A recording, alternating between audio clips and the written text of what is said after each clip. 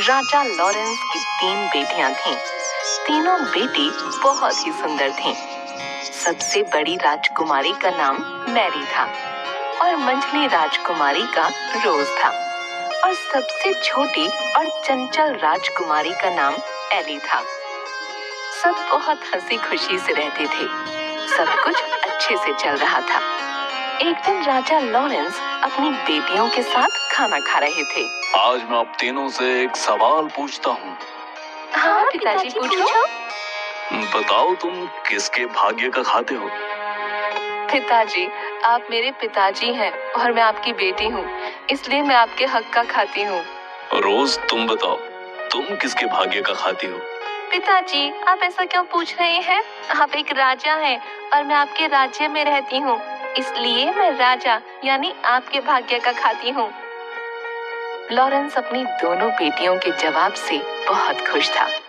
फिर उसने अपनी तीसरी बेटी को अपने पास बुलाया। एरी, तुम बताओ, तुम किसके भाग्य का खाती हो? पिताजी, हर इंसान और पशु पक्षी अपने अपने हक का खाते हैं, इसलिए मैं भी अपने हक का खाती हूँ। एली की ये बात सुनकर लॉरेंस को गुस्सा आ गया। ठीक है, अगर तुम अपने हक का खाती हो तो यहाँ से निकल जाओ। मैं भी देखता हूँ तुम्हारा भाग्य कितना बलवान है। मेरे दिए बिना तुम्हें कैसे खाना मिलता है। राजा ने गुस्से में आकर अपनी पुत्री को एक जंगल में छुड़वा दिया। लेकिन एली को समझ नहीं आया कि उसकी गलती क्या है। वो एक पेड़ के नीचे बैठी बैठी सोचती रही। थोड़ी देर बाद उसे नींद आ गई। जब वो सुबह उठी तो उसे प्यास लगी। वो चलने लगी। थोड़ी देर चलने के बाद उसे एक तालाब दिखा। उसने उस तालाब में जाकर हाथ मुंह धोए। तभी वो तालाब पूरा सूख गया। वो आश्चर्य में पड़ गई। उस तालाब के नीचे सीढ़ियां बनी हुई थीं। वो सीढ़ियों के सहारे से अंदर जाने लगी। तभी उसने देखा कि वहां एक राजकुमार खड़ा है।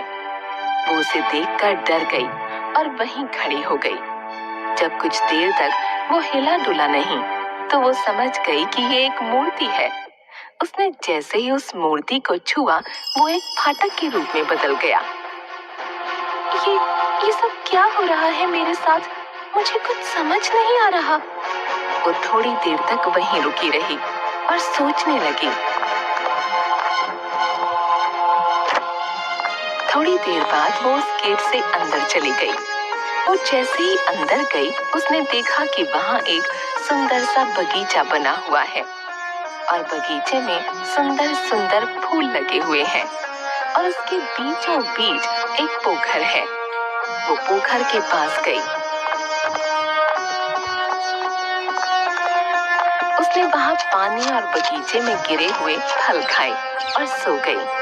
तभी उसके सपने में एक एंजल आई। बेटी, तुम परेशान मत हो।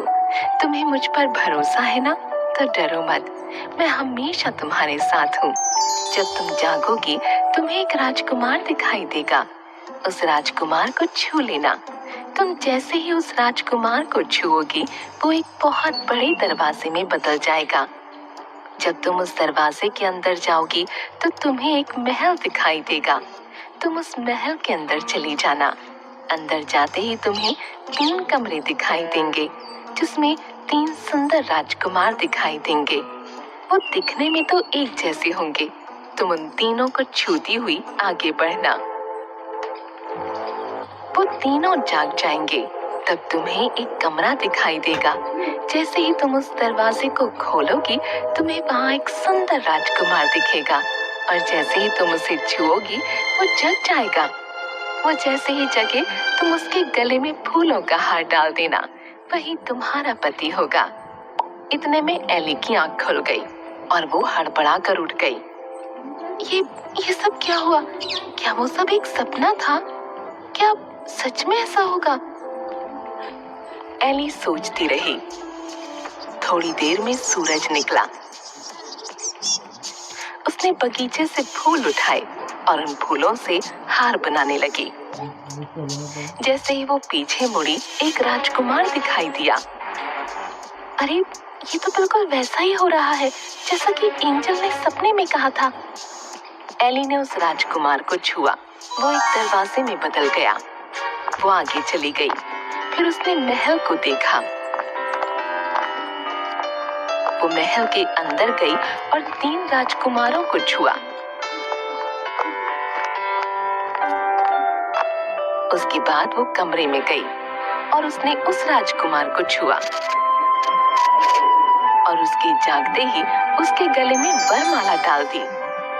राजकुमार ने अपने गले से वरमाला निकाल उसके गले में डाल दी। महल में शहनाई की आवाज आने लगी। दोनों ने विवाह किया। बहुत देर से एली के मन में एक बात चल रही थी। मेरे मन में बहुत देर से एक बात चल रही है। मैं आपसे पूछूं? हाँ हाँ, पूछो। आप कौन हैं? और वो 3 राजकुमार कौन हैं? ये क्या रहस्य है? मुझे बताइए। वो तीनों राजकुमार मेरे भाई थे। हम सबको एक महात्मा पुरुष ने शाप दिया था। अनजाने में मेरे भाइयों ने एक मृग और एक मृगनी का शिकार किया था, जिसकी वजह से वो दोनों बुरी तरह घायल हो गए और मरते मरते उन्होंने मेरे तीनों भाइयों को आजीवन सोने का श्राप दिया। जब मुझे ये बात पता चली, मैं भागा भागा वहां गया तो उन्होंने मुझे ये कहते हुए शाप दिया कि तुम्हारे राज्य में ये सब हुआ है, इसलिए तुम भी पाप के भागी हो। मैं उनसे माफी मांगने लगा। मेरे माफी मांगने पर उन्होंने कहा, मैं अपना दिया हुआ शाप तो वापस नहीं ले सकता। हाँ, इसका एक उपाय बता सकता हूँ। उन्होंने उपाय बताते हुए कहा कि जब कोई धर्मोत्तम कन्या तुम्हें और तुम्हारे तीनों भाइयों को छुएगी, तुम सब वापस उसी अवस्था में आ जाओगे। आज तुमने आकर हमें एक नया जीवन दिया है। राजकुमार की बात सुनकर एली ने भी अपने साथ हुई सारी बात बताई और बताया कि किस तरह बिना अपराध के उसको दंड दिया गया और वो यहाँ तक पहुंची। राजकुमार ने उसे गले से लगा लिया और दोनों खुशी खुशी रहने लगे। थोड़े दिन बाद राजकुमार का राज तिलक किया गया और वो राजा बन गया और एली रानी। दोनों राज करने लगे। उनके राजा रानी बनने से उनकी प्रजा खुश थी। उनके राज्य में सब कुछ अच्छे से चल रहा था। लेकिन थोड़े ही दिनों बाद एली को अपने माँ बाप की याद आने लगी और वो उदास रहने लगी। एक दिन, क्या हुआ एली? तुम ऐसे उदास क्यों बैठी हो? मुझे अपने पिता की बहुत याद आ रही है।